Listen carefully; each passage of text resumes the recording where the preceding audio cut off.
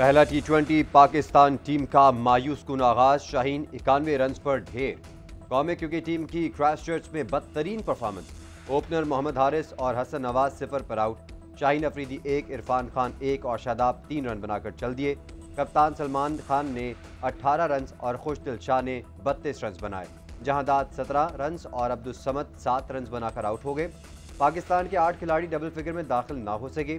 Kiwis bowlers ने 19वें कोयटा में यके बाद 3 बम धमाके। करानी रोड पर धमाके में एक एहलकार जाम भाग, 5 जख्मी हुए। शहीद एहलकार की शनाख्त दिलबर के नाम से हुई। पुलिस के मुताबिक दूसरा धमाका कलीश आबू और तीसरा कमरानी रोड पर हुआ। इन धमाकों में कोई जानी नुकसान नहीं हुआ।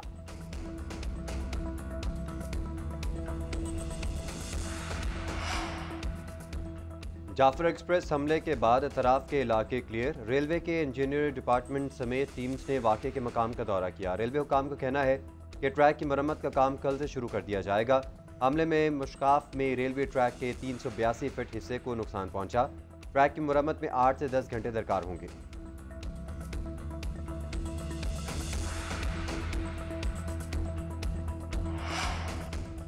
जाफर एक्सप्रेस सानहे में शहीद होने वालों के लवाहिकीन को 52 लाख रुपए देने का ऐलान। शोहदा के बच्चों को रेलवे में नौकरी भी दी जाएगी। वफाकी वजीर रेलवे हनीफ अब्बासी कहते हैं, दहशतगर्द पाकिस्तान में छुपे हों या अफगानिस्तान भाग जाएं, उन्हें नहीं छोड़ा जाएगा। जाफर एक्सप्रेस हमले पर भारत और मखसूस सियासी जमात ने एक जबान इस्तेमाल की। एक तरफ अंधोनाक वाक़या हुआ तो दूसरी तरफ सियासी मकासद हासिल करने वालों ने क्या किया। पाकिस्तान को साजिश के तहत शाम लीबिया बनाने की कोशिश की जा रही है। इस साजिश को हमने मिलकर नाकाम बनाना है।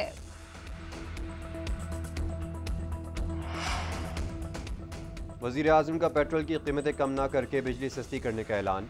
पेट्रोलियम कीमतें बरकरार रखकर माली फ़ायदा बिजली की कीमतों में मुंतकिल किया जाए। वज़ीर आज़म शहबाज शरीफ कहते हैं, बिजली सस्ती करने के लिए पैकेज तैयार किया जा रहा है। आलमी मंडी में तेल की कीमतों में फ़र्क से माली गुंजाइश बनी। माली फ़ायदे को बिजली के शोबे में इस्तेमाल किया जाएगा। बिजली सस्ती होने से मजमूई तौर पर महंगाई कम होगी। उधर हुकूमत ने पेट्रोल और डीजल पर फ़ी लीटर पेट्रोलियम लेवी में 10 रुपये इजाफा कर दिया। नोटिफिकेशन जारी। पेट्रोल और डीजल पर लेवी 70 रुपये फ़ी लीटर कर दी गई।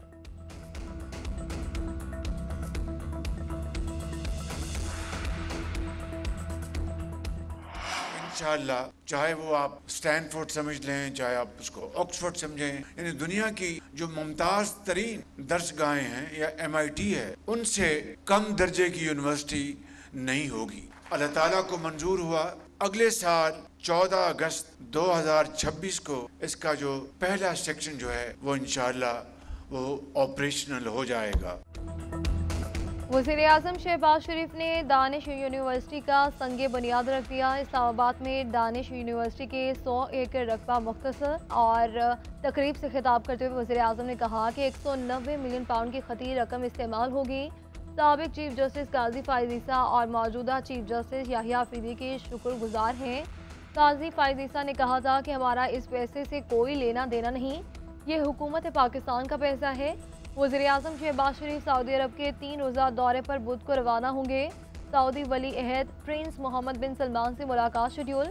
तिजारती मुआशी ताउन सरमायाकारी के फ़रोग पर बातचीत होगी। गजा की सूरत हाल पर भी तबादला ख्याल किया जाएगा। अमेरिका में 43 ममालिक के शहरियों पर सफरी पाबंदियों का ड्राफ्ट तैयार। पाबंदियों की रेड, ऑरेंज और येलो 3 कैटेगरी से ममालिक को रखा जाएगा। मुकम्मल सफरी पाबंदियां वाले ममालिक रेड कैटेगरी में शामिल होंगे। पाकिस्तान को ऑरेंज या येलो कैटेगरी में रखे जाने के मुतज़ाद दावे। न्यूयॉर्क टाइम्स के मुताबिक पाकिस्तान ऑरेंज लिस्ट वाले ममालिक में शामिल होगा। इस लिस्ट के ममालिक के लिए इमिग्रेंट और सियाती वीज़े महदूद किए जाएंगे। कारोबारी मुसाफिरों को कुछ शराइत के साथ अमेरिका में दाखिले की इजाज़त होगी। बरतानवी खबर एजेंसी के मुताबिक पाकिस्तान का नाम येलो लिस्ट के 22 ममालिक में शामिल किया जाएगा। इस लिस्ट में शामिल ममालिक के शहरियों को तहफ़्फ़ुज़ात दूर करने के लिए 60 दिन की मोहलत दी जाती है।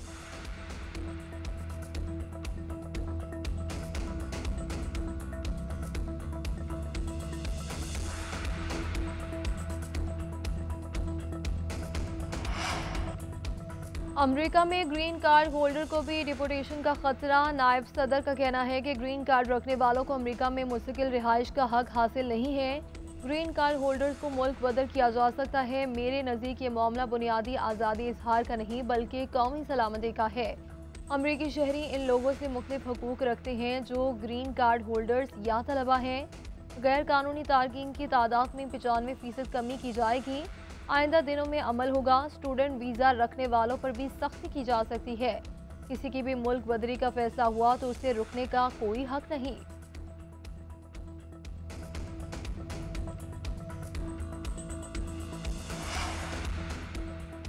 बानी पीटीआई के साथ 6 महीने से किसी एक शख्स को नहीं मिलने दिया गया। बच्चों से भी रेगुलर बात नहीं होती। ये अदालत अहकामात और इंसानी हकूक़ की खिलाफ वर्जी है।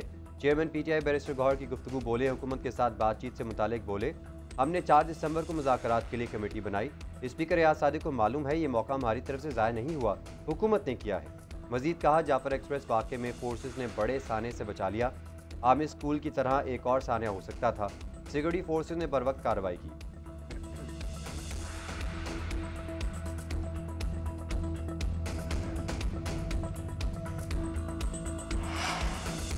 नून लीग और पीपल्स पार्टी के दरमियान पंजाब में पावर शेयरिंग पर इजलास। गवर्नर हाउस पंजाब में कोऑर्डिनेशन कमेटियों के दरमियान फार्मूले पर तबादला ख्याल।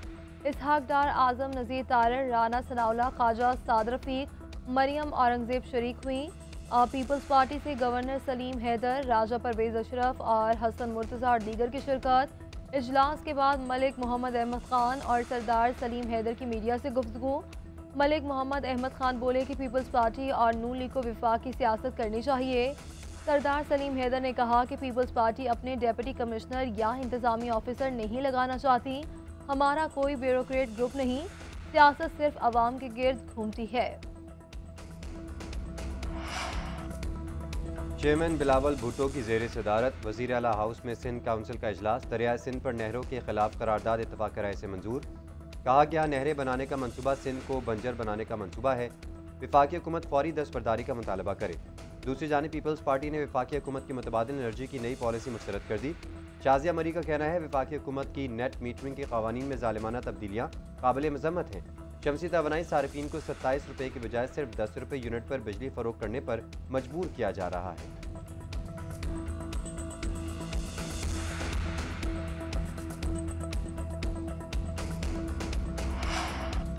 पाकिस्तान से स्टाफ लेवल माहिदे पर पेशरफ्त हुई। पाकिस्तान ने मौजूदा कर्ज प्रोग्राम पर सख्ती से अमल दरामद किया। मौसमियाती तब्दीलियों पर मुमकिन तौर पर फंड्स भी फराहम किए जा सकते हैं।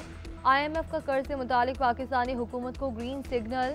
अलामिया में कहा गया कि पाकिस्तानी हुकूमती कर्जों को कम करने के लिए सख्त मुआशी इक़दाम किए हैं। महंगाई कम करने के लिए सख्त मॉनिटरी पॉलिसी अपनाई गई है।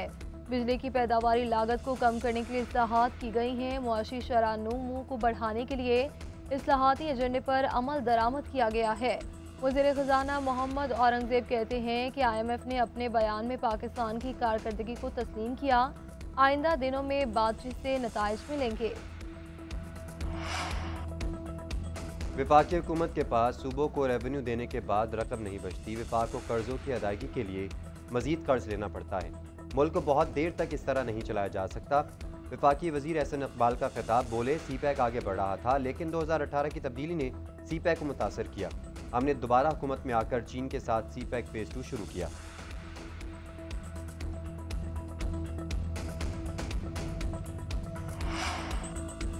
कराची मुल्क की मईशत चलाता है, हक ना दिया गया तो छीन कर लेंगे। सबसे ज्यादा टैक्स देने वाला शहर बिजली, गैस और पानी समेत बुनियादी सहूलियात से महरूम है।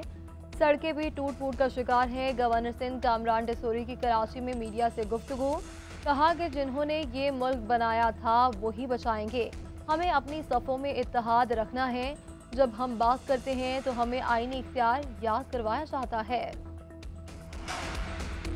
अफगान तालिबान में इख्तलाफात। वज़ीर दाखिला सिराजुद्दीन हक्कानी ओहदे से मुस्ताफ़ी। अफगान तालिबान के सरबराह हैबतुल्लाह अखुंज़ादा ने इस्तीफ़ा मंजूर कर लिया। गैर मुल्की मीडिया के मुताबिक तालिबान क़यादत के अंदरूनी इख्तलाफात की वजह से बड़ा इस्तीफ़ा आया। सिराजुद्दीन हक्कानी वजारत की जिम्मेदारियों से तवील अरसे से गैर हाजिर थे। हक्कानी नेटवर्क और तालिबान क़यादत के दरमियान ख़वातीन के हुकूक़ के मामले पर भी इख्तलाफात हैं।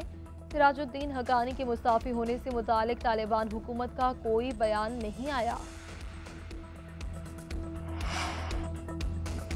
सर डोनाल्ड ट्रंप को नापसंद करने पर अमेरिका ने जनूबी अफ्रीका के सफ़ीर को मुल्क बदर कर दिया। अमेरिकी वज़ीर ख़ारजा मार्को रूबियो ने एक्स पर लिखा, अमेरिका में मौजूद जनूबी अफ्रीकी सफ़ीर नस्ल परस्त सियासतदान हैं।